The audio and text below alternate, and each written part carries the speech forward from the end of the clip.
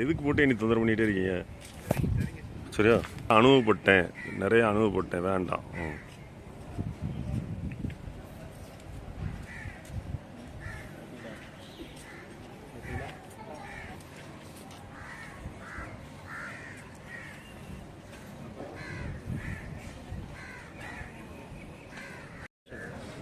எந்த இதுண்ணே? எந்த இது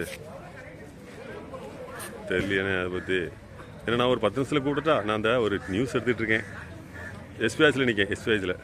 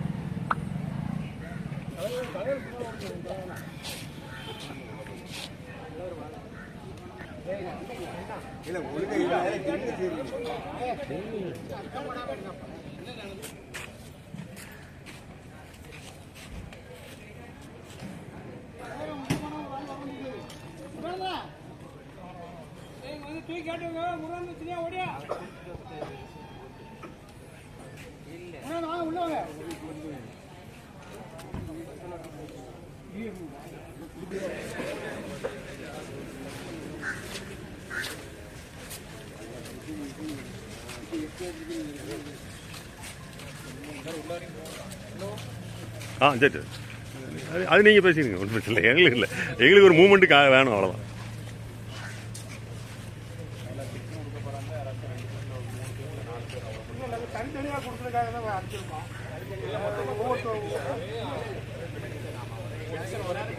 ஒரு 3 பேர்ல 4 பேர் மட்டும் சரிங்களா?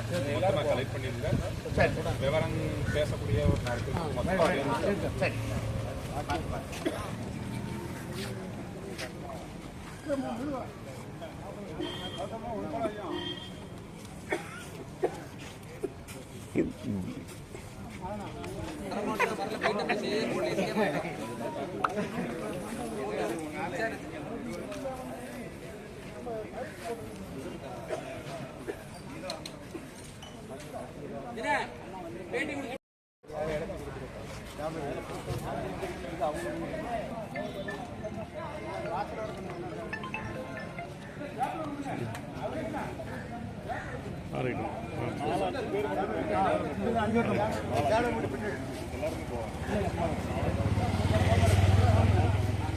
இங்கே பார்த்து போங்க.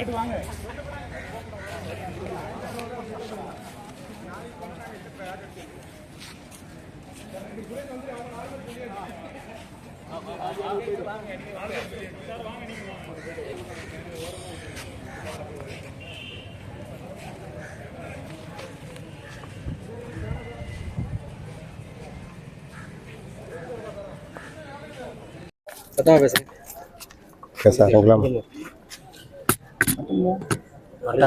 என் பேர் சுந்தரராஜ். நான் தூத்துக்குடி மெஜரா குட்ஸில் கிட்டத்தட்ட 35 ஆண்டுகளாக பணி செய்திருந்தேன். மெஜரா குட்ஸ் நிறுவனம் பார்த்தீங்கன்னா இந்தியாவில் தமிழ்நாட்டில் 3 இடத்துல சிறப்பாக செயல்பட்டு வருது. அது இந்த தூத்துக்குடி ஆலயம் மட்டும் சட்டத்துக்கு புறமா ஒரு 4 மாதங்களுக்கு முன்பு எங்களை விருப்ப ஓய்வு என்ற பெயரில் கட்டாய ஓய்வில் அனுப்பிட்டாங்க. அனுப்பிட்டு 30 நாள் கிராஜுவிட்டி தர உங்களுக்கு உங்களுக்கு விஆர்எஸ் அமௌண்ட் உங்களுக்கு அதிகமாக தரேன் என்று எங்களுக்கு ஆசை வார்த்தை காட்டி எங்களை கட்டாயப்படுத்தி விருப்ப ஓய்வில் செல்ல வச்சாங்க. இப்போ நாங்கள் அனைவரும் விருப்ப ஓய்வில் சென்ற பிறகு எங்களுக்கு சொற்ப தொகையை எங்கள் அக்கௌண்ட்டில் ஏற்றி விட்ருக்காங்க. 30 நாள் கிராஜுவிட்டியும் கொடுக்கல. எங்களுக்கு கொடுத்தாங்க விஆர்எஸ் இன்னும் அனுப்பின எங்களுடைய கட்டாய ஓய்வு எங்களுக்கு அந்த பணப்பலன் காணாது என்று நாங்கள் தாசில்தார் ஆஃபீஸில் கலெக்டரேட்டில் மனு கொடுத்தோம். தாசில்தார் ஆஃபீஸில் 2 கட்டமாக பேச்சுவார்த்தைக்கு கம்பெனி வந்துச்சு. கம்பெனி மூணாவது பேச்சுவார்த்தை நாங்கள் வர முடியாது அப்படின்ட்டு கோர்ட்டுக்கு போயிட்டாங்க. இப்போ நாங்களும் மதுரை ஹைகோர்ட்டு போயிருக்கோம். அது விஷயமா தான் இப்போ நம்ம காவல்துறை கண்காணிப்பாளர் பார்த்து மனு கொடுக்கறதுக்கு வந்திருக்கோம். அது என்னன்னா தூத்துக்குடி அது எங்களுக்கு கோர்ட்டுக்கு ஸ்டே வாங்குறதுக்கு பேருக்கு பார்த்தீங்கன்னா எங்க உள்ள பொருளை எடுக்கக்கூடாதுன்னு தான் நாங்கள் கம்பெனி பேருக்கு. அதையும் மீறி நாங்களும் அதுக்கு தாக்கல் பண்ணியிருக்கோம். அதையும் மீறி ஒரு 4 நாளுக்கு முன்னாடி பார்த்தீங்கன்னா ஒரு குட்டியான நிறையா எலக்ட்ரானிக்ஸ் பொருளை பூரா கம்பெனி எடுத்துகிட்டு போயிருக்கு. இதனால் நாங்கள் போய் மறிக்க போகும்போது அது சட்டங்களுக்கு பிரச்சனை ஏற்படுது. அதனால் எஸ்பி அவர்கள் அதை தலையிட்டு கம்பெனியில் இந்த கேஸ் முடிகிற வரைக்கும் கம்பெனிலேருந்து எந்த விதமான பொருளும் வெளியே அனுப்பக்கூடாதுன்னு அவங்க கேட்குறாங்க. நடக்கிறக்காண்டி அவங்கள்ட்ட வந்து நாங்கள் மனு கொடுக்க வந்துடும். எவ்வளவு பேர் பாதிக்கப்பட்டிருக்காங்க? கிட்டத்தட்ட ஒரு 120 குடும்பங்கள் பாதிக்கப்பட்டிருக்கு. உங்களுக்கு இழப்பீட்டு தொகை எவ்வளவு அமௌண்ட் கொடுத்துருக்காங்க? இழப்பீட்டு தொகை வந்து பார்த்தீங்கன்னா ஒவ்வொரு தொழிலாளிக்கும் 5 லட்சத்துலேருந்து 8 லட்சம் ரூபா வரை கொடுத்துருக்காங்க. இந்த அமௌண்ட் வந்து எங்கள் வாழ்வாதாரம் வந்து பாதிக்கப்படுது. கிட்டத்தட்ட ஒவ்வொருத்தருக்கும் 10 வருஷம் 4 வருஷம் 5 வருஷம் நிறைய சர்வீஸ் இருக்குது.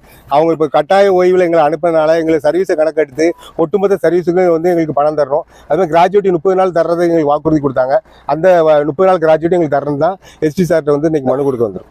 இப்போ மதுரை இதெல்லாம் விக்ரமசிங்கெல்லாம் ஒழுங்கு அந்த கம்பெனி ஓடிட்டு இருந்தது, இதை மட்டும் ஓடிட்டு நஷ்டம். இதை பற்றி பார்த்தீங்கன்னா கம்பெனி வந்து இங்கே ஓடுற நூல் வந்து கம்பெனியோட சின்ன சின்ன கான்ட்ராக்ட் கொடுத்து அவங்க வந்து அதிகமான லாபம் இங்கே இருக்க மேனேஜ்மெண்ட் அதிகமான லாபம் சம்பாதித்து பழகிட்டாங்க.